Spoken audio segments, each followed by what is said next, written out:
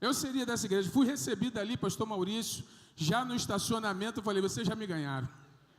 Já fui recebido ali de tal maneira que eu fiquei assim, impactado, irmãos, realmente já me senti acolhido, e toda vez que eu estou aqui, nessa casa, nesse lugar, com esses pastores, eu me sinto abençoado. Você pode aplaudir ao Senhor pela vida do seu pastor, pela vida dos seus pastores, melhor dizendo. Sabe por quê, irmãos? Porque nós precisamos aprender a honrar a nossa liderança. Eu estava ali juntamente com ele, estava ali olhando para o Maurício, pastor Maurício, olhando para o Gesiel, né? Toda vez que eu olho eles ali na rede social, eu fico orando também pela vida da Aline, fico orando pela vida da Juliana, fico orando pela vida dos pastores. Irmãos, ore pela vida do seu pastor. Nós, como pastores, precisamos de intercessores. Eu quero falar para você que nós somos muito abençoados, graças a Deus, mas nós somos muito mais abençoados por termos uma igreja, fazermos parte de um povo que com certeza intercede por nós. Como o pastor Gesiel falou, eu estou aqui com a minha caravana de 4. Né, quando falou caravana, parecia até aqui. Né, 4 pessoas, juntamente comigo 5, mas é a minha família que para mim é a melhor família do mundo. Sabe qual é a melhor família? A sua família. A sua família é a melhor família do mundo. A minha família é a melhor família do mundo. Hoje eu estou aqui com a minha esposa Meriane, meu filho, meu primogênito Nicolas, né? A Milena desceu com as crianças, e estou aqui com a minha mãe, né? Dona Isabel dos Santos Fernandes, né? Quem eu tenho a alegria de ser filho dela. Então isso é uma benção. Quero convidar você para abrir sua Bíblia no livro de Gálatas, capítulo 6, nós vamos fazer a leitura do versículo 7 até o versículo 10.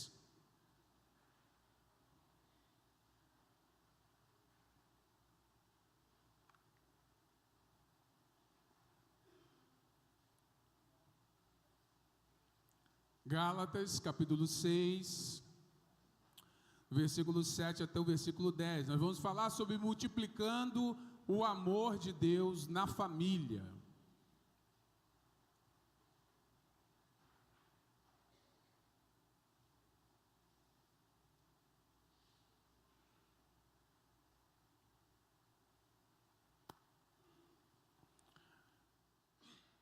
Gálatas, capítulo 6, do versículo 7 ao versículo 10, diz assim a boa palavra de Deus. Não se deixe enganar, de Deus não se zomba, pois o que o homem semear, isso também colherá. Quem semeia para a sua carne, da carne colherá destruição, mas quem semeia para o Espírito, do Espírito colherá a vida eterna. E não nos cansemos de fazer o bem, pois no tempo próprio colheremos se não desanimarmos. Portanto, enquanto temos oportunidade, façamos o bem a todos, especialmente aos da família da fé. Que Deus abençoe a sua palavra aos nossos corações, amém? Irmãos, um negócio muito interessante, uma tirinha do Snoopy. Eu não sei se você lembra do Snoopy. Quantos aqui lembram do Snoopy aqui? Quanto é do tempo do Snoopy aqui? Interessante, uma tirinha lá do diálogo de Lucy junto com Charlie Brown. Lucy perguntava para Charlie Brown, por que nós estamos aqui na Terra? E aí Charlie Brown responde, para fazer os outros felizes. Então Lucy responde, fazendo uma outra pergunta, e os outros? E os outros? O que os outros estão fazendo aqui? Geralmente nós pensamos em casamento, nós pensamos em família, em pensar em ser feliz. Nós não pensamos em fazer o outro feliz. É interessante, irmãos, que nós precisamos entender isso. Mas preste bem atenção, a reciprocidade é um dos conceitos centrais na vida cristã. E aí você sabe que a reciprocidade ela já começa na nossa vida, já no tempo de quando a gente está namorando alguém. Você já namorando alguém, já gostou de alguém que alguém não gostou de você? Você já passou por essa experiência? Aquela experiência de nós estarmos assim, enamorados por alguém, aquela coisa que a gente está sentindo meio um pouquinho de vergonha, e falar assim, eu vou falar com essa pessoa, mas será que ela está gostando de mim também? Aquela coisa do namoro, lá no início. E aí, quando nós não somos correspondidos, nós ficamos meio frustrados. Os adolescentes passam mais por esse tempo. Mas é interessante, irmãos, que quando nós falamos da reciprocidade cristã, nós falamos daqueles mandamentos uns aos outros. Perdoai-vos uns aos outros, amai-vos uns aos outros, tendo compaixão uns pelos outros. Mas aonde é o melhor lugar para nós começarmos a fazer essas coisas? É na nossa casa, é isso aí, é nesse lugar que você está pensando. É grande verdade, irmãos, que é no casamento, é a família, é o primeiro lugar a semear, é o primeiro lugar a nós exercer os mandamentos de reciprocidade. Em alguns momentos nós somos maleáveis com outras pessoas, nós temos compaixão com outras pessoas, mas nós precisamos ter mais compaixão dentro de casa. Amar mais um pouco dentro de casa. Elogiar um pouco mais dentro de casa. E a partir desse texto, eu quero tirar aqui algumas lições, pensando nesse texto. Quando o pastor Gesiel me convidou, e eu fiquei lembrando um pouco desse texto, e eu quero aqui tirar algumas lições bem claras nesse texto. A primeira lição que eu quero tirar nesse texto, eu queria que você atentasse para a lei da semeadura. O texto é muito claro quando diz o seguinte: não se deixem enganar. Tudo que o homem semear, isso também. A lei da semeadura é uma regra. É uma regra geral, é uma determinação divina. Irmãos, você já parou para pensar que se não fosse a lei da semeadura, o mundo provavelmente poderia ficar em um caos? Imagina alguém que plantou manga e está colhendo abacate. Imagina alguém que está plantando uma espécie de árvore e está colhendo outro fruto. Isso geraria um caos no mundo. Na verdade, a lei da semeadura é uma regra válida para o mundo inteiro, sendo cristão ou não cristão. Tudo que o homem semear, isso também colherá. E é interessante, irmãos, que o texto começa falando, o apóstolo Paulo vem falando aqui sobre fazer o bem, vem falando aqui sobre a parte prática dessa carta aos Gálatas, porque o apóstolo Paulo sempre teve uma maneira muito peculiar de escrever. Ele escrevia uma parte teórica e logo após ele vinha com a parte prática. Por isso, em alguns momentos é bom você atentar na sua Bíblia para a palavra portanto. Por isso, em alguns momentos, nós olharmos para as Escrituras e vermos algumas diretrizes claras. Olha, não se deixem enganar.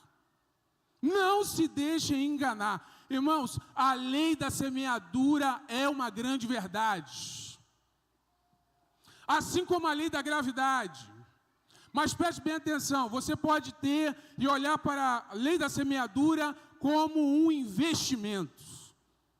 Rapaz, eu gostei do rapaz aqui, Tadeu. Rapaz, o Tadeu pulou na benção. Tadeu, você foi fera. Ele foi fera. Ele foi fera, porque é o seguinte, nós precisamos, irmãos, elogiar um pouco mais, semear um pouco mais. E aí, preste bem atenção, pensa comigo algo. Pensa comigo aqui, alguém que está plantando um caroço de milho. Quem planta um caroço de milho, colhe um caroço de milho? Lógico que não. Quem planta ali uma semente, nunca colhe uma semente. Eu sempre tenho falado lá para os casais o seguinte, nós precisamos elogiar mais. Precisamos elogiar mais, nós precisamos encorajar mais. Irmãos, nós já vivemos num mundo tão duro, vivemos num mundo tão difícil. Algumas vezes até para sair de casa, você para vir nesse culto, você teve que enfrentar talvez pessoalmente alguns medos, alguns temores, algumas preocupações para poder estar aqui. Então, quando nós chegamos em casa, a nossa casa deve ser um lugar de semeadura. Mas eu gostaria que você olhasse para o seu esposo e para a sua esposa como um solo fértil. Porque quando nós olhamos para a nossa família como um solo fértil, nós semeamos. E aí eu quero falar para você que, olha como a semeadura é investimento. Pensa aqui comigo. Quando você está pagando uma faculdade para um filho, é gasto ou é investimento? Gasto ou investimento? Investimento. Quando você está lá pagando alguma coisa ali para o filho, investindo em educação, nós não falamos de gastos em educação, nós falamos de investimento em educação. Mas existem outras coisas que nós podemos investir também.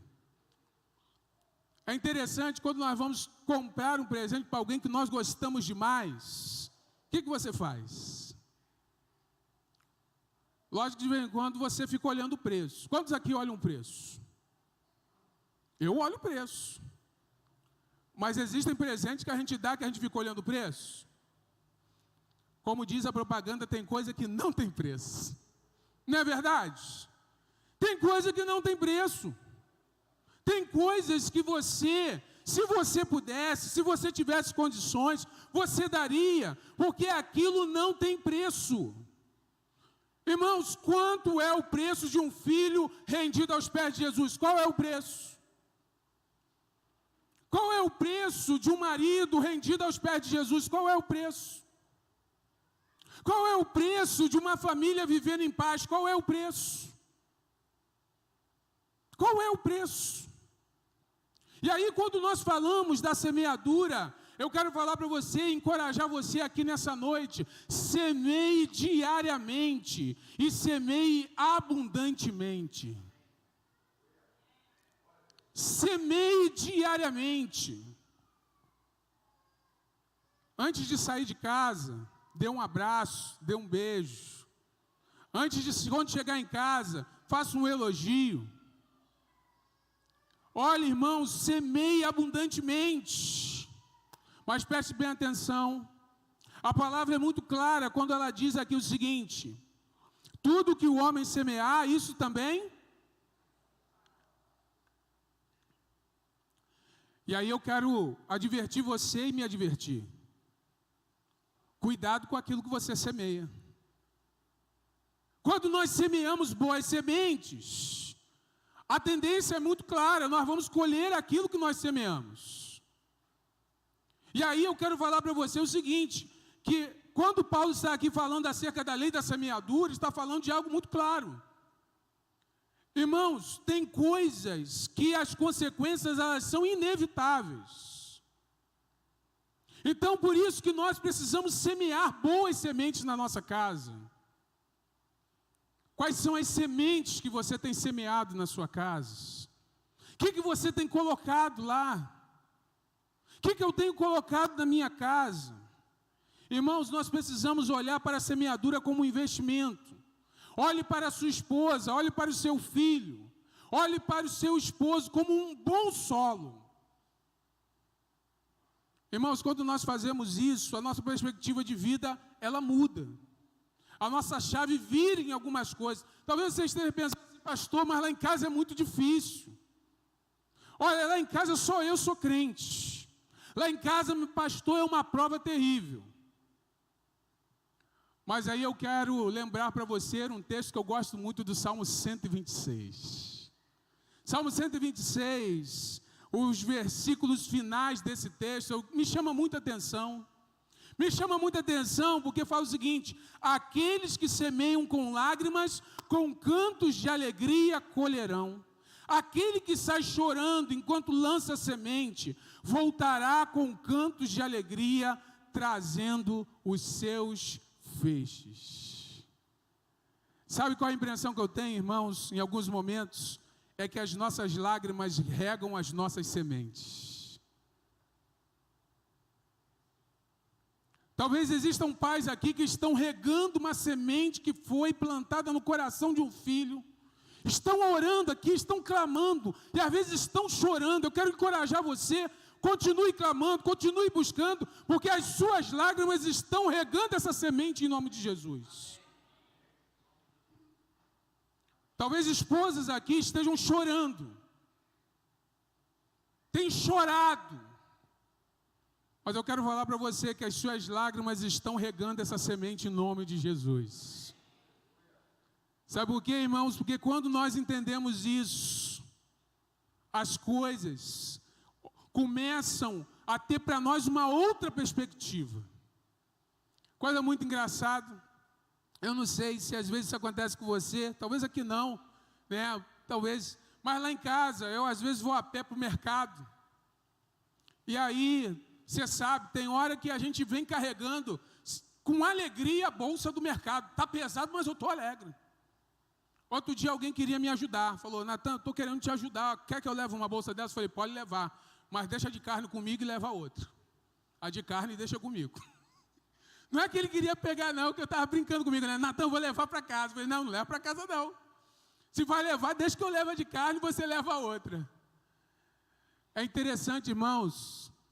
Eu estava em Irajá ainda, pastor Maurício, e uma coisa me chamou muita atenção. Uma coisa simples, porque o evangelho é simples, irmãos, e tem coisas simples que particularmente me tocam muito. Um pai andando com uma caixa de leite pesada nas costas.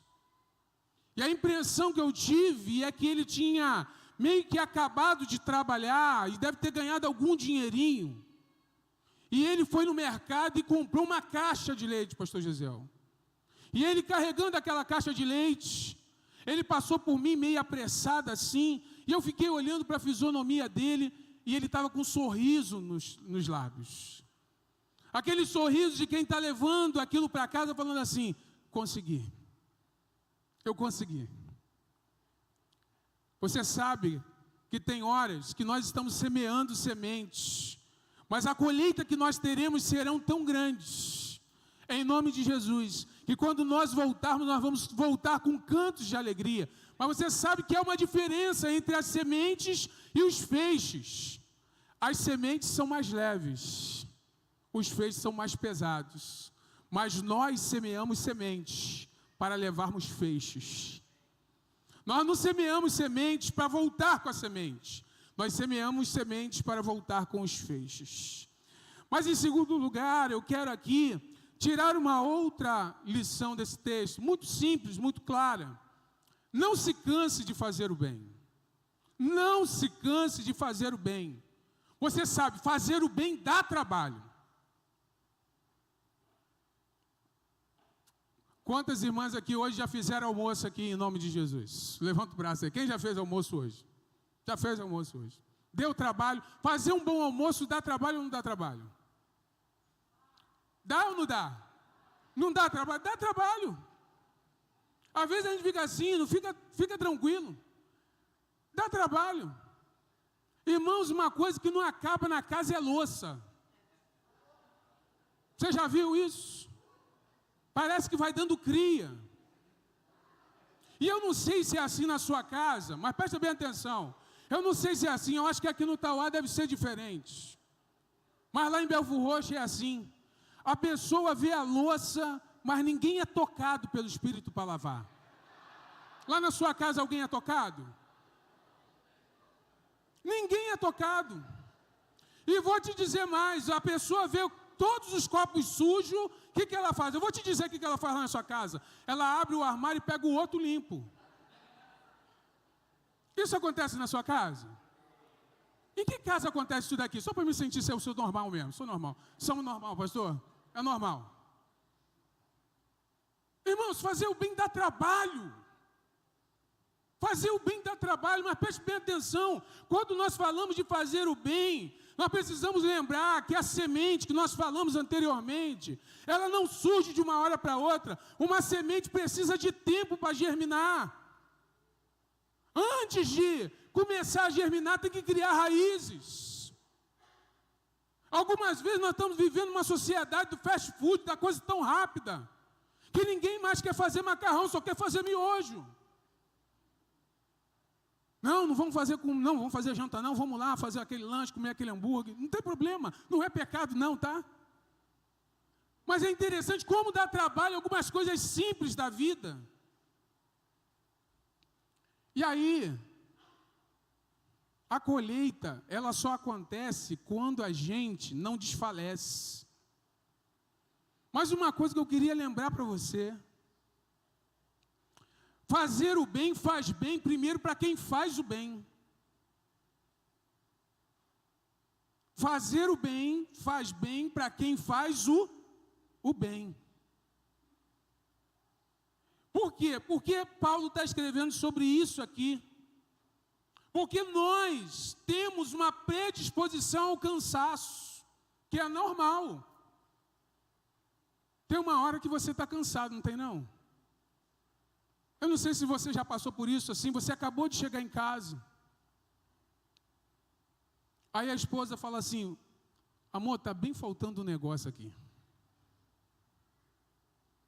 Aí você tem que voltar lá. Você acabou de chegar.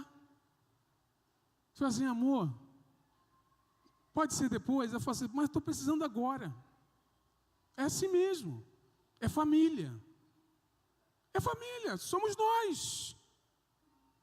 Mas é interessante, irmãos, que nós não podemos nos cansar. Nós temos uma tendência natural ao desânimo. Nós temos uma tendência natural à carência. A carência de perseverança, quando a recompensa aparece, não estar à vista. Você está fazendo, mas parece que não está acontecendo nada. Parece que ninguém reconhece, parece que ninguém elogia, parece que ninguém está entendendo. Mas aí o apóstolo Paulo fala o seguinte, olha, não cansemos de fazer o bem, pois no tempo próprio colheremos. No tempo próprio. Existe um tempo preparado por Deus para que essas coisas aconteçam. Algumas vezes acontecem algumas coisas comigo no trânsito, e eu acho que às vezes, eu não sei se eu fico espiritualizando as coisas demais, mas comigo sempre acontece assim. Às vezes eu estou na linha vermelha, aí a fila que eu estou, o que acontece? Ela para. Aí eu falo assim, aí quando eu estou assim, aí começa a andar. Aí eu ligo a seta e jogo. Vou andando mais alguns metros, o que acontece? Ela para. Eu falo, meu Deus, eu acho que eu que estou em pecado mesmo. Aí para. Aí aquela fila que eu estava, está todo mundo. Eu falo, gente, o que é isso? Sabe o que eu tenho feito agora? Eu tenho falado para mim mesmo, Natan, persevera, meu irmão. Você já falou com você mesmo? Eu fico falando comigo mesmo, Natan, persevera, meu filho. Que eu fico ali parado. De vez em quando, a pessoa que me cortou e está mais ali na frente, dá vontade de passar e falar assim, ó, tchau, você não perseverou. Eu quero falar para você que você pode perseverar um pouco mais. Eu quero falar para você que você pode esperar um pouco mais. Olha o que diz o texto de Eclesiastes, do capítulo 11, no versículo 1 e no versículo 2. Lança o teu pão sobre as águas, porque depois de muitos dias o reencontrarás. Reparte o que você tem com 7 até 8, porque não sabe que mal cairá sobre a terra. É interessante, irmãos, que o texto está falando tanto sobre nós lançarmos o nosso pão sobre as águas, é como se fizesse as coisas semeando em outras coisas. Geralmente nós ficamos mais atentos nas portas que Deus não abriu. E deixamos de olhar aquilo que Deus já está fazendo. Eu quero convidar você para que você olhe no meio da sua família aquilo que Deus já está fazendo. O que Deus já fez lá?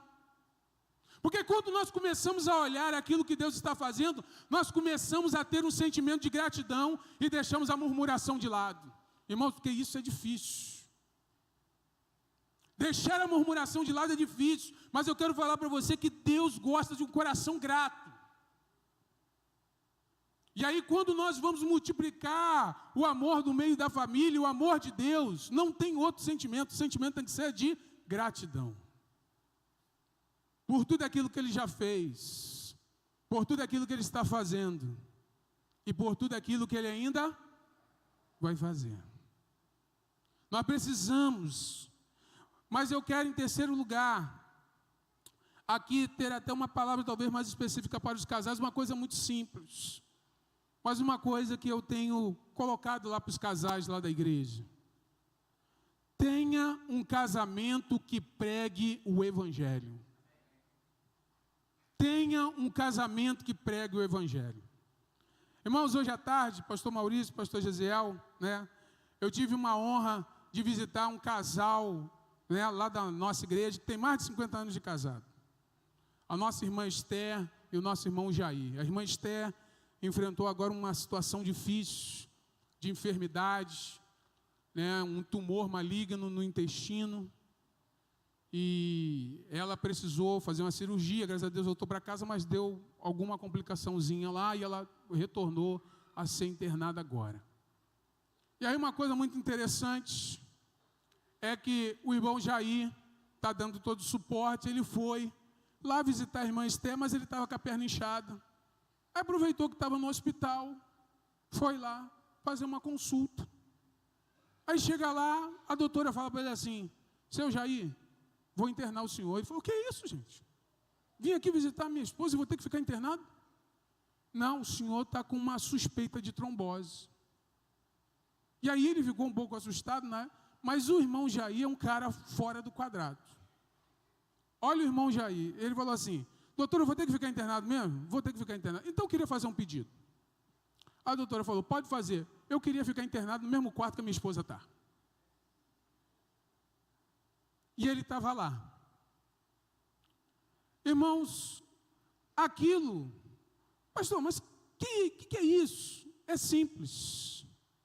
É simples. Existem alguns casais, como nós fizemos, o pastor Maurício fez aqui agora, e eu fico olhando os casais e aquilo me alegra o coração. A gente vê tanta gente caminhando tanto tempo junto. Isso é uma coisa que fortalece a nossa fé, abençoa a nossa vida. Porque hoje, quando todo mundo está querendo só a felicidade, ninguém às vezes quer compromisso com a fidelidade. Num tempo hoje onde, nós precisamos viver, irmãos, dentro do nosso casamento, de uma maneira que a gente prega o evangelho só de alguém olhar para nós. E eu cheguei lá hoje, estava lá os filhos, duas filhas, e eu fiquei pensando, né, e ele de uma parte, e ela numa outra parte, na mesma enfermaria, e eu fiquei assim, para mim, particularmente para mim, só de chegar naquele lugar, já traz para mim uma conotação boa de companheirismo. Pastor, mas lá no hospital, o que é isso? Irmãos, a gente precisa pedir a Deus a graça de que outras pessoas olhem para o nosso casamento e se sintam encorajadas a permanecerem casados num tempo onde nós vivemos num mundo que é completamente contra a instituição do casamento. Nós precisamos pedir a Deus. E aí eu quero aqui, né, deixar uma palavra para os homens dessa igreja. Uma coisa que eu li num livro chamado O Homem é o Máximo, né, um livro muito interessante, e aquela frase ali me marcou. Eu já tinha ouvido meu pastor falando, pastor João falando sobre essa frase, e eu nunca tinha, mas até que eu li nesse livro eu entendi, e ele coloca lá, o autor do livro fala assim, o maior bem que um pai pode fazer a um filho é amar a mãe dele. Irmãos, hoje, nós aprendemos as coisas dentro da nossa casa. Pastor Meise sempre me fala o seguinte: Natan, lembre-se que a casa dos pais é a escola dos filhos. Mas em último lugar, irmãos, nessa noite, eu quero lembrar que nós devemos fazer o bem a todos. Lá no versículo 10 diz o seguinte: portanto, a partir disso tudo, o que nós vamos fazer? Vamos ficar só dentro de nós? Não, nós vamos fazer o bem a todos. Quando nós fazemos o bem a todos, irmãos, enquanto temos oportunidade, na verdade, nós temos oportunidades, tempos favoráveis. Algumas vezes uma crise é um tempo favorável para fazer o bem. Talvez você conheça um casal, uma família que está passando por um momento de luta, de enfermidade. Talvez você, como casal, talvez a sua família, possa se chegar a essa família e falar o seguinte: eu vim aqui só para fazer uma comidinha para vocês. Parece uma coisa boba, mas faz diferença. Não, nós viemos aqui hoje para poder ajudar você com seus filhos. Levar seus filhos para a escola, buscá-los na escola, deixa eles com a gente um pouquinho. Irmãos, quando nós fazemos algumas coisas dessa maneira, que são tão simples, é bem verdade que a gente vive hoje num tempo de um mundo tão escabriado, onde que Quando alguém está trocando pneu na rua, a gente não sabe se para ajudar ou se a gente passa direto. A gente precisa pedir a Deus a misericórdia, da gente poder ajudar ainda mais. Porque eu tenho entendido que as nossas obras preparam o caminho para as nossas palavras. As nossas obras preparam o caminho para as nossas palavras. E por onde nós começamos? Eu quero falar para você que nós começamos pela nossa casa. Começamos pela nossa família. É interessante que aqui o texto diz para os da família da fé. E quando nós falamos acerca da família da fé, nós estamos falando acerca do nosso povo, da igreja, dos irmãos em Cristo. Mas nós falamos da nossa casa. Tem um texto, irmãos, que me chama muita atenção, até porque Jesus, lá na parábola do bom samaritano, ele acaba nos ensinando, porque a pergunta lá que foi feita a Jesus é o seguinte: quem é o meu próximo? Mas o que Jesus nos ensinou lá é o seguinte: a melhor pergunta não é quem é o meu próximo, mas é de quem eu posso ser próximo. Esse é o grande desafio. E aí tem um texto lá em 1 Timóteo, capítulo 5, versículo 8, que eu tenho falado lá na igreja, conversando com eles um pouco, falei com eles sobre isso.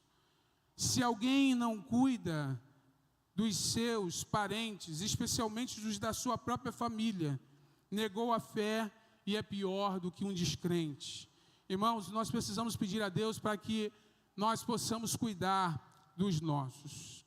Mas eu quero concluir aqui a minha palavra, aqui lembrando para você aquilo que nós acabamos de falar aqui nessa noite. Atente-se para a lei da semeadura. Tudo que o homem semear, isso também colherá. Renove o seu ânimo na prática do bem. Talvez você chegou aqui hoje falando assim: pastor, não dá para mim não. Olha, eu não quero mais nada não, deixar para lá. Não deixa para lá não, meu irmão. Às vezes, quando nós estamos com o sentimento de deixar para lá, nós estamos perto de receber aquilo que Deus tem preparado para as nossas vidas. Tenha um casamento que pregue o Evangelho. E, em último lugar, comece multiplicando o amor de Deus dentro da sua casa. Se nós começarmos, irmãos, a fazer isso, com certeza, aqui no Tauá e em Belfor Roxo não serão mais do mesmo jeito.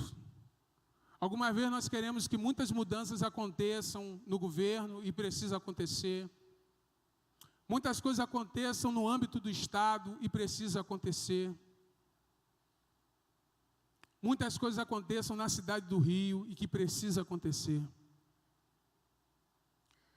Mas, irmãos, sabe o que eu tenho entendido? É que os cidadãos são formados dentro da nossa casa. É a nossa família, é a sua família. A minha oração nessa noite aqui é que Deus renove a sua família aqui nessa noite. Que Deus renove o seu ânimo, renove a sua casa. Que Deus faça algo novo lá na sua casa. Semeie abundantemente boas sementes lá na sua casa. Que Deus continue assim, fazendo lá na sua casa, da sua casa como um jardim regado. Regado pelo Senhor. De tal maneira que quando alguém olhar para a sua família, olhar para a minha família, entenda que a boa mão do Senhor está sobre a nossa casa para a honra e glória de Jesus. Amém? Quero orar, se você me permitir, queria orar por você nessa hora. Orar pela sua família. Eu não sei se você chegou aqui um pouco, talvez até desanimado, mas, pastor, como eu vou multiplicar o amor lá na minha casa? Primeiro comece com pequenas ações. Primeira ação, gostei muito aqui, pastor Maurício chamou, e aí eu estava ali falando, interessante, pastor, eu falei isso, um pouco disso lá hoje de manhã, em Belfor Roxo. Irmãos, nós precisamos orar e jejuar mais para poder entender as atmosferas espirituais que estão presentes na nossa casa. Pastor, tem alguma coisa ruim lá em casa? Não, irmãos. Na nossa casa só tem bênção. Na nossa casa só tem presença de Deus. Mas a palavra de Deus diz para nós buscarmos ao Senhor enquanto nós podemos e invocá-lo enquanto Ele está. Invoca o nome do Senhor na sua casa. A sua casa tem que ser uma casa onde Deus tem prazer de ficar. Um lugar onde Deus tem prazer de estar lá e falar assim: eu gosto de estar nesse lugar. Eu gostei quando nós cantamos aquela canção aqui: esta casa é sua casa. Senhor, fica à vontade. Fica à vontade. Porque quando o Senhor está à vontade na nossa casa, não tem outro lugar melhor para Ele ficar. Tem que ficar lá na sua casa, tem que ficar na minha casa. E aí aquele ambiente é um ambiente diferente. Fica um ambiente diferente. Às vezes uma coisa ruim aconteceu, mas aí você consegue enxergar algo bom em algo ruim que aconteceu. Porque quando o Senhor está no meio da nossa casa, a gente verdadeiramente entende que todas as coisas, ainda que a gente não entenda, contribuem para o bem daqueles que amam. Às vezes é difícil de entender, não é verdade? Irmãos, tem hora que eu estou assim, Senhor, não estou entendendo nada. Não estou entendendo nada. Mas tem hora que eu entendo que Deus está falando assim: Natan, não te chamei para você entender, eu te chamei para você confiar. Você quer entender ou você quer confiar? E aí eu tenho que me render e falar assim: Senhor, eu não estou entendendo, mas eu quero confiar. Eu não estou entendendo, mas eu quero confiar. E eu gostaria de orar por você que talvez esteja passando por um momento de desânimo. Pastor, de desânimo, Talvez você tenha semeado, mas ainda não conseguiu enxergar lá na frente o que vai acontecer. Porque a princípio parece que não está acontecendo nada, mas você já tem semeado. Mas nessa noite, Deus quer renovar o seu ânimo nessa noite. E eu vou te ousar, chamar você, se você quiser, que a gente ore nesse momento pela sua casa e pela sua família, para você se colocar de pé em nome de Jesus. E que se colocando de pé, você vai falar assim: Senhor, eu me coloco na tua dependência. Eu me coloco diante do Senhor e entendo que o Senhor é o Deus que vai fazer. Eu não estou vendo, mas o Senhor vai fazer. Porque o Senhor me chamou para confiar e não apenas para entender, mas para confiar. Senhor, nós nos rendemos aqui nessa noite. Senhor, a tua palavra, ela é muito simples, mas é ela que fala ao nosso coração. Eu quero pedir ao Senhor que nessa noite o Senhor renove o nosso ânimo aqui nessa noite, em nome de Jesus. Senhor, pais que estão aqui chorando, Pai, que estão regando as suas sementes com lágrimas, em nome de Jesus, Senhor, como diz o salmista, escuta a nossa oração. Nós sabemos que o Senhor nos escuta, mas Senhor, em nome de Jesus, se inclina para nós. Senhor, em nome de Jesus. Senhor, eu quero também rogar, Senhor, por maridos e esposas que estão aqui clamando. Talvez até clamando agora, Senhor, por um sonho comum. Talvez de gerar uma criança, pessoas que precisam gerar um filho. Mas que talvez, por algum diagnóstico médico, não podem gerar. Senhor, o Senhor é o Deus que faz gerar vida dentro de nós, em nome de Jesus.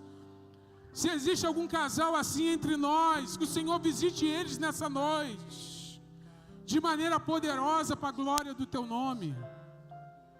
Senhor, abençoa essa igreja, Pai. Senhor, muito obrigado pela vida dos pastores dessa igreja. Muito obrigado pela liderança dessa igreja. Muito obrigado pelas famílias dessa igreja. Senhor, que as famílias do Tauá, Senhor, sejam famílias que sejam um luzeiro aqui em nome de Jesus.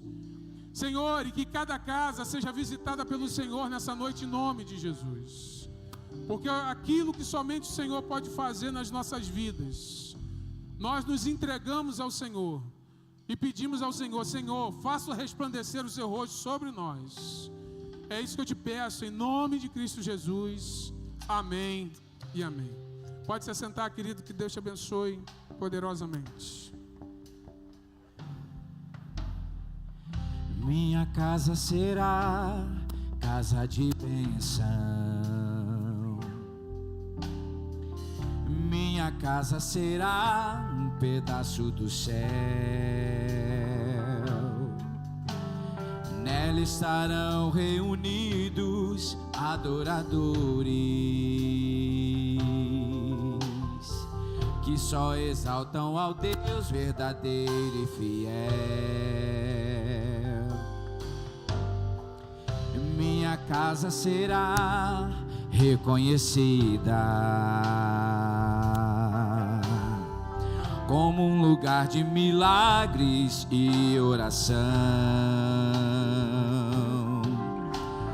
onde Jesus tem prazer em ficar, onde o Espírito Santo habita, onde há prosperidade, amor e vida. Faça essa oração, querido. Faça do meu lar, Senhor, um lugar de harmonia. Faça do meu coração tua casa todo dia. Seja vontade pra ficar e nunca mais partir, pois a casa que um dia te recebeu nunca mais saberá viver sem ti. Faça do meu lar, faça do meu lar, Senhor, um lugar de harmonia, Senhor. Faça do meu coração, faça do meu coração tua casa todo dia. Seja vontade pra ficar e nunca mais partir, pois a casa que um dia te recebeu nunca mais saberá viver sem ti,